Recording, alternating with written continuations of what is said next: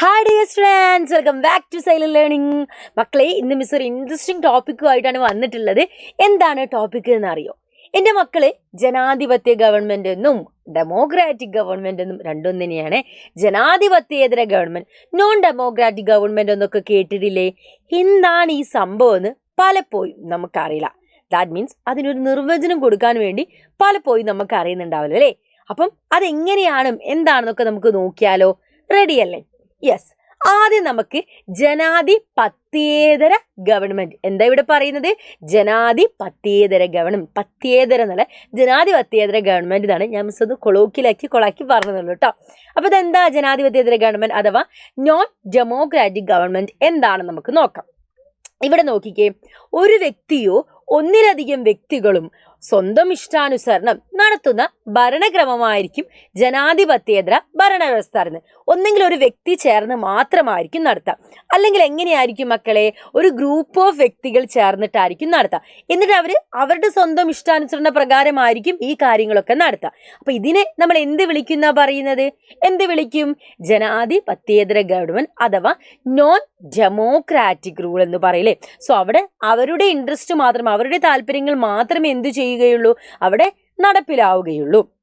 ഇനി ഇവിടെ നോക്കിക്കേ മക്കളെ, ഭൂട്ടാൻ രാജാവും അതേപോലെ തന്നെ ബ്രൂനൈ സുൽത്താനും പിന്തുടർച്ചാടിസ്ഥാനത്തിൽ എന്താണ് അധികാരത്തിൽ വന്ന ആളുകളാണ് കേട്ടോ. നമ്മുടെ പട്ടാള ഭരണവും എന്താണ്? ജനാധിപത്യേതര ഗവൺമെന്റ് ആണ്. അവിടെ ജനങ്ങളാണോ ഇലക്ട് ചെയ്ത് അവരെടുക്കുന്നത്? അല്ല, ഏതെങ്കിലും ഒരു വ്യക്തിയോ അല്ലെങ്കിൽ ഗ്രൂപ്പ് ഓഫ് ഇൻഡിവിജ്വൽസോ ഗ്രൂപ്പ് ഓഫ് വ്യക്തികളോ ചേർന്നിട്ട് എന്താണ് അവരുടെ ഇഷ്ടത്തിനനുസരിച്ച് എന്താണ് ഭരണം നയിക്കുകയാണ് ചെയ്യുന്നത്. സോ അവിടെ ജനങ്ങൾക്ക് എന്തെങ്കിലും ഒരു റോളോ കാര്യങ്ങളോ ഉണ്ടാവില്ല. എന്തുണ്ടാവില്ല? റോളും കാര്യങ്ങളൊന്നും ഉണ്ടാവില്ല കേട്ടോ. ഇനി ഇവിടെ നോക്കിക്കേ മക്കളെ, ഇനി നമ്മൾ പഠിക്കാൻ പോകുന്നത് ജനാധിപത്യ ഗവൺമെന്റ്, ഡെമോക്രാറ്റിക് ഗവൺമെന്റ്. നമുക്കറിയാം നമ്മുടെ ഇന്ത്യ എന്താണ്? ജനാധിപത്യ ഗവൺമെന്റ് അല്ലെ? ഇന്ത്യയിൽ നമ്മളെ ഭരിക്കുന്ന ഓരോരുത്തരെയും നമ്മൾ തന്നെയാണ് എന്ത് ചെയ്യുന്നത്? സെലക്ട് ചെയ്ത് അയക്കുന്നത്. അപ്പൊ ഇന്ത്യയിൽ എന്താണ്? ജനാധിപത്യ ഗവൺമെന്റ് അഥവാ ഡെമോക്രാറ്റിക് ഗവൺമെന്റ് ആണ്. ഇവിടെ നോക്കിക്കേ മക്കളെ, ജനപ്രതിനിധികൾ നടത്തുന്ന ഭരണക്രമത്തെയാണ് ജനാധിപത്യ ഗവൺമെന്റ് എന്ന് പറയുന്നത്. സോ ഇവിടെ ജനപ്രതിനിധികളെ ആര് ഇലക്ട് ചെയ്യുന്നതാ? നമ്മൾ തന്നെ ഡയറക്റ്റ് ആയിട്ട് അവരെ ഇലക്ട് ചെയ്യുന്നതാണ്. ഇന്ത്യയിൽ എന്ത് ഭരണമാണ്? ജനാധിപത്യ ഭരണക്രമമാണ് നമുക്ക് കാണാൻ സാധിക്കുന്നില്ലേ? ഇന്ത്യയിൽ എന്ത് ഭരണമാണ്? ജനാധിപത്യ ഭരണക്രമമാണ് നമുക്ക് കാണാൻ സാധിക്കുന്നത്. ഇനി മക്കളെ ഇവിടെ നോക്കിക്കേ, രണ്ട് ഷോർട്സും എൻ്റെ മക്കൾക്ക് ഇവിടെ കാണാൻ സാധിക്കുന്നുണ്ടല്ലേ? സോ ഇവിടെ ജനാധിപത്യ ഗവൺമെന്റിനും ജനാധിപത്യേതര ഗവൺമെന്റിനെ കുറിച്ച് മിസ് ഡീറ്റെയിൽ ആയിട്ട് ഇവിടെ കൊടുത്തിട്ടുണ്ട്.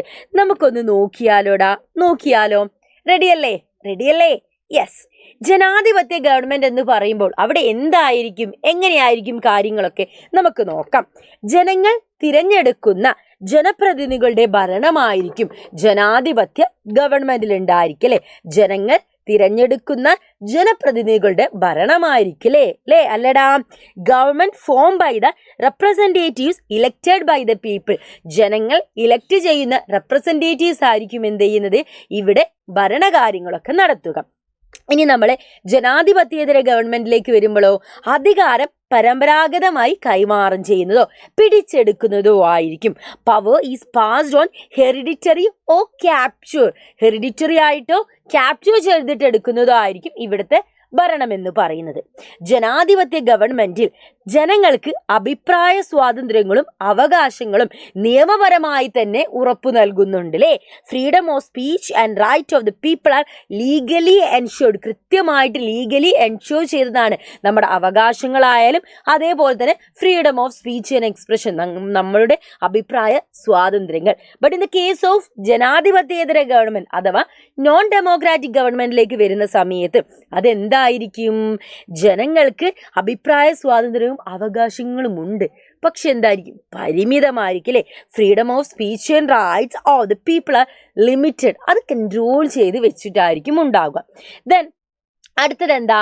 ഭരണാധികാരികളും നിയമത്തിന് വിധേയരായി പ്രവർത്തിക്കുന്നു. ആരാണോ ഭരണം നടത്തുന്നത്, ഒബ്വിയസ്ലി നമ്മൾ ഇലക്ട് ചെയ്യുന്ന പീപ്പിൾ ആണ് എവിടെ വരുന്നത്, ജനാധിപത്യ ഗവൺമെന്റ് അഥവാ ഡെമോക്രാറ്റിക് ഗവൺമെന്റ് വരുന്നത്. സോ അവരും എന്താണ്, നിയമത്തിന് വിധേയമായിട്ടേ അവർക്ക് ചിന്ത ചെയ്യാൻ പറ്റുള്ളൂ, പ്രവർത്തിക്കാൻ കഴിയുള്ളൂ. പക്ഷേ ജനാധിപത്യേതര ഗവൺമെന്റിൽ വരുന്ന സമയത്തോ ഭരണാധികാരി നിയമത്തിന് അതീതനാണ്. കാരണം അവൻ തീരുമാനിക്കുന്നതാണ് നിയമം എന്ന് പറയുന്നത്, അല്ലടാ. Yes, rulers is A superior to the law because the law is decided by him. Because എന്താ, റൂളേഴ്സ് ആയിരിക്കും അവിടുത്തെ സുപ്പീരിയർ. ബിക്കോസ് ആ ലോ ക്രിയേറ്റ് ചെയ്യുന്നത് ആരാണ്, ആ റൂളേഴ്സ് തന്നെയാണ്. പക്ഷെ ഇന്ത്യയിലെ കേസിൽ റൂളേഴ്സ്, നമ്മളെ ഭരിക്കുന്ന ആളുകളാണോ നിയമം ക്രിയേറ്റ് ചെയ്ത്? അല്ല. ആരാണ്? കൃത്യമായിട്ട് നമ്മുടെ കോൺസ്റ്റിറ്റ്യൂഷനിൽ പറഞ്ഞു വെക്കുന്നതാണ് എന്ത് എന്ന് പറയുന്നത്, നമ്മളെ അവകാശങ്ങൾ എന്ന് പറയുന്നത്. അത് പ്രകാരമാണ് എന്ത് ചെയ്യുന്നത്, നമ്മളെ ഇലക്ട് ചെയ്ത ആളുകൾ നമ്മളെ ഭരിക്കുന്നത്. അങ്ങനെ നോക്കുന്ന സമയത്ത് നമ്മളെ ഭരിക്കുന്ന വ്യക്തികൾ നിയമത്തിൽ എന്താണോ പറയുന്നത് അതിനനുസരിച്ച് പ്രവർത്തിക്കേണ്ടവരാണ്. അപ്പം എന്താണ് ജനാധിപത്യ ഗവൺമെന്റ് എന്നും എന്താണ് ജനാധിപത്യേതര ഗവൺമെന്റ് എന്നുള്ള കാര്യങ്ങൾ എൻ്റെ മക്കൾക്ക് മനസ്സിലായല്ലോ. അപ്പോൾ ഇന്നത്തെ സെക്ഷൻ നമ്മൾ വൈൻഡപ്പ് ചെയ്യാണ്. അടുത്ത ക്ലാസ്സിൽ ഇതേപോലുള്ള ഇൻട്രസ്റ്റിംഗ് ആയിട്ടുള്ള വീഡിയോസ് ആയിട്ട് നമുക്ക് വീണ്ടും കണ്ടുമുട്ടാം. So that's all about this video. Thanks for watching us, dears.